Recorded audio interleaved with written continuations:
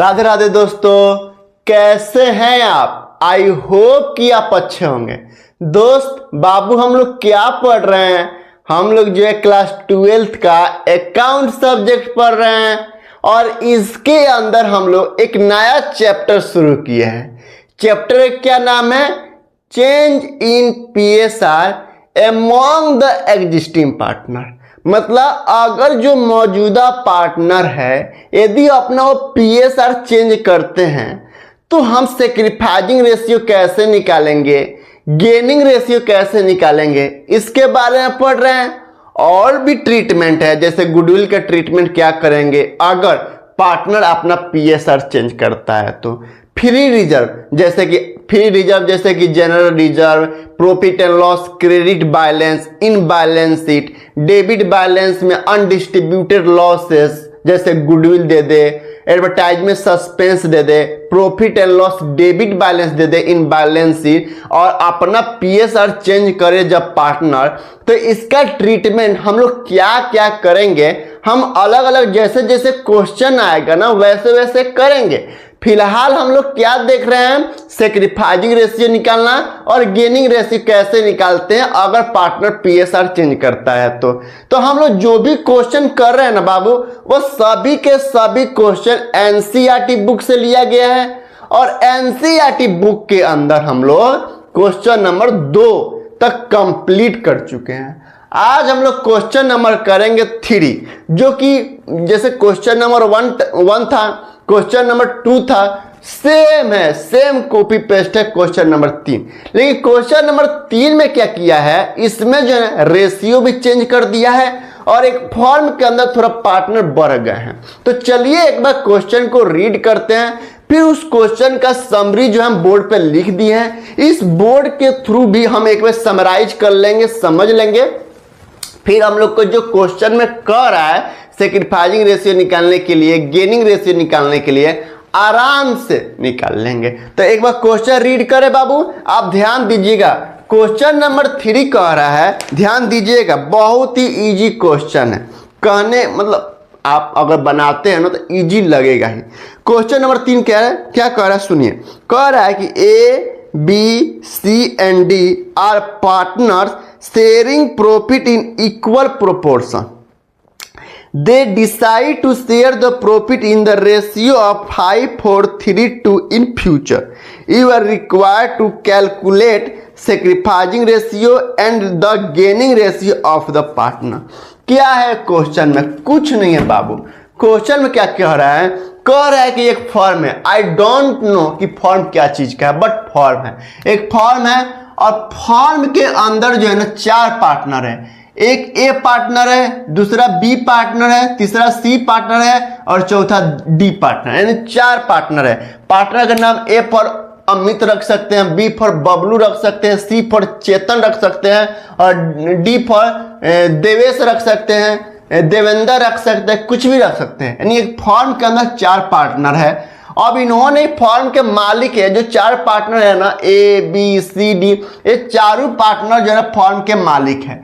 लेकिन पहले इनका जो रेशियो था वह इक्वल था, यानी फॉर्म को जो भी प्रॉफिट होता था ना, यानी मतलब कहने का मतलब है कि ये फॉर्म के अंदर चारों पार्टनर बराबर बराबर के मालिक थे। यानी मान लीजिए फॉर्म को अगर 40,000 का प्रॉफिट हो रहा है ना, 40,000 का प्रॉफिट हो रहा है, मान लीजिए फॉर्म को पहले क्या होता था इक्वल, चूंकि इक्वल पार्टनर है तो फॉर्म को अगर 40,000 का प्रॉफिट होता था ना, तो इन 40,000 को, इस 40,000 के प्रॉफिट को सभी पार्टनर में बराबर बराबर बांटता था। तो 1:1:1:1 है, यानी 1 2 3 4, यानी 4 है तो डिवाइडेड 1/4 है, तो हम 4 से डिवाइडेड करेंगे तो 4 × 40, यानी 10-10 हजार रुपया प्रॉफिट जो है ना चारों पार्टनर को मिलता था, क्योंकि इक्वल के पार्टनर थे, यानी बराबर बराबर के मालिक थे।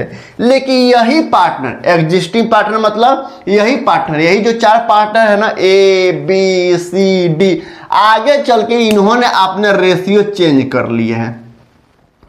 अब इन्होंने रेशियो क्या बना लिए हैं, 5:4:3, यानी पहले एग्रीमेंट में लिखा था कि फॉर्म को जो भी प्रॉफिट होगा वह इक्वल बांटेगा। अब एग्रीमेंट में थोड़ा अपडेट कर दिए हैं। अब ये पार्टनर अपडेट नहीं दिया, कब चेंज किया है, तो आप मान लीजिए कोई भी डेट, मान लीजिए 1/4/2025 मान लीजिए, 1/4/2025 मान लीजिए।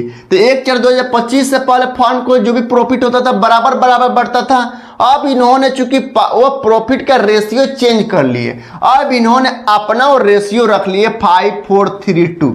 यानी अब अगर फर्म को 40,000 का प्रॉफिट होता है ना 1/4/25 के बाद, तो जो भी प्रॉफिट होगा ना वो बराबर बराबर नहीं देगा, इस रेशियो में देगा। इस रेशियो का मतलब है कि 5 अब इस चारों को जोड़ दीजिए, 5 और 4 कितना होता है 9, 9 और 3 एक 10 2 12 12 2 14, तो 5/14, 4/14, 3/14 और 2/14। यानी अब जो भी फर्म का प्रॉफिट होगा ना ए को 14 का 5वां हिस्सा देगा, बी को 14 का 4था हिस्सा मिलेगा, सी को 14 का 3रा हिस्सा मिलेगा और डी को 14 का 2रा हिस्सा मिलेगा।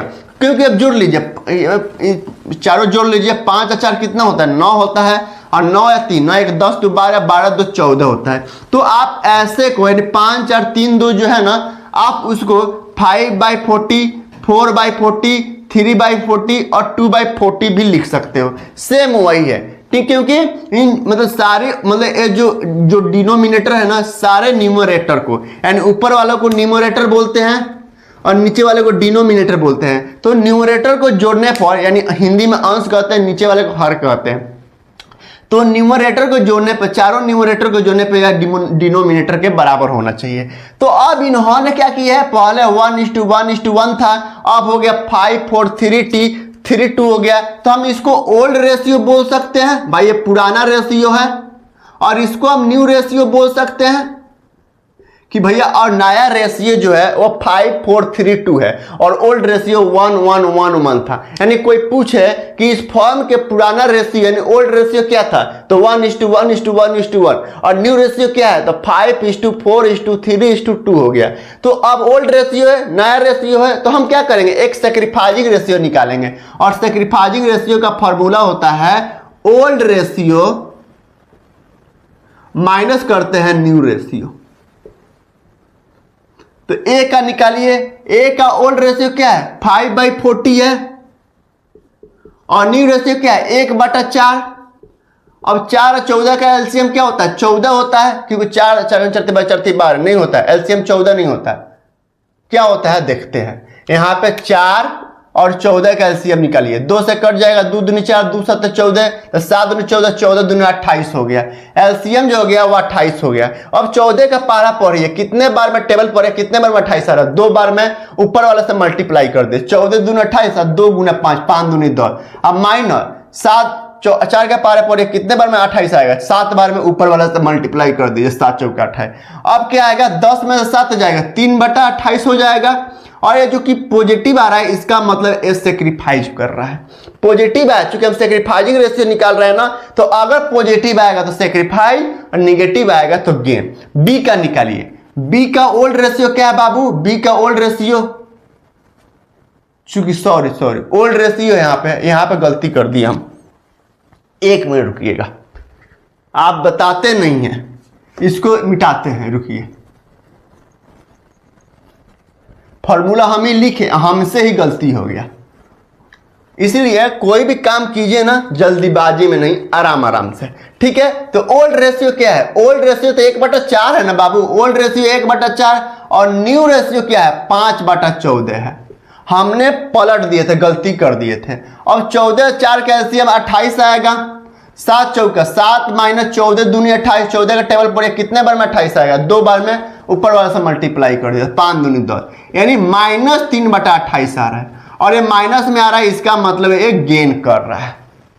माइनस करिए, क्योंकि ओल्ड रेशियो 1/4 है और न्यू रेशियो 5/14 है। 14 और 4 का एलसीएम 28 आता है, 4 का टेबल पढ़िए, कितने बार में 28, 7 चौका 7 बार में ऊपर वाला से मल्टीप्लाई कर दिए 7। अब 14 का टेबल पढ़िए, कितने बार में 28 आ रहा है, 2 बार में, ऊपर वाला से मल्टीप्लाई कर दीजिए 10। तो 7 में से 10 नहीं जाएगा, 10 में से 7 जाएगा, यानी माइनस का सिंबल ज्यादा है, क्योंकि माइनस में 10 है और प्लस में 7 है, तो -3/28 आएगा। और निगेटिव आ रहा है, हम चूंकि सैक्रिफाइजिंग रेशियो निकाल रहे हैं और निगेटिव आ रहा है, तो इसका मतलब गेन कर रहा है। बी का ओल्ड रेशियो क्या है 1/4 है, और न्यू रेशियो क्या है 4/14। तो 4 और 14 का एलसीएम 28 आएगा, यहाँ पे निकाले हैं 4 और 14 का एलसीएम 28, 2 गुने 7 = 28। एलसीएम तो हम लोग 5वीं क्लास, 6ठी क्लास, 7वीं क्लास, 8वीं क्लास में पढ़े हैं ना। अब 4 का टेबल पढ़िए, 7 चौका 7 माइनस 14 का टेबल पढ़िए 2 बार में, तो 4 दूनी 8, यानी माइनस में आ रहा है, -1/28। ए भी माइनस में आ रहा है, इसका मतलब ए भी गेन कर रहा है। सी का निकालिए, सी का ओल्ड रेशियो क्या है 1/4 और न्यू रेशियो क्या है 3/14 इक्वल टू एलसीएम 28 आएगा। 7 चौका 28, 7 माइनस 14 दूनी 28, 2 मर्द में 3 दूनी 6, ये पॉजिटिव आ रहा है, 7 में 6 जाएगा 1/28 और ये पॉजिटिव आ रहा है, इसका मतलब ये सेक्रीफाइस कर रहा है। और डी का निकालिए, डी का ओल्ड रेशियो क्या है 1/4, न्यू रेशियो क्या है 2/14, यही है ना बाबू। 4 और 14 का एलसीएम 28, यहां निकाले ना 28। अब 4 का टेबल पढ़िए, कितने बार में 28 आएगा 7 बार में, तो 7 माइनस 14 का टेबल पढ़िए, कितने बार में 28 2 बार में, तो 2 दूनी 4, यानी 3/28। अब देखिए ए भी पॉजिटिव आ रहा है, इसका मतलब ए भी सेक्रीफाइस कर रहा है। तो हम लिख सकते हैं कि सेक्रीफाइजिंग रेशियो बराबर, सेक्रीफाइजिंग बराबर है 1/28 और 3/28 और गेनिंग बराबर, गेनिंग रेशियो है आपका 3/28 और 1/28, यही है। तो सेक्रीफाइजिंग बराबर 1/28। आंसर में क्या दिया है एक बार देख लेते हैं हम। ए गेन कर रहा है 3/28, ए गेन कर रहा है 3/28, ठीक है। बी गेन कर रहा है 1/28, ठीक है। और सी सेक्रीफाइस कर रहा है 1/28 और डी सेक्रीफाइस कर रहा है 3/28, ठीक है।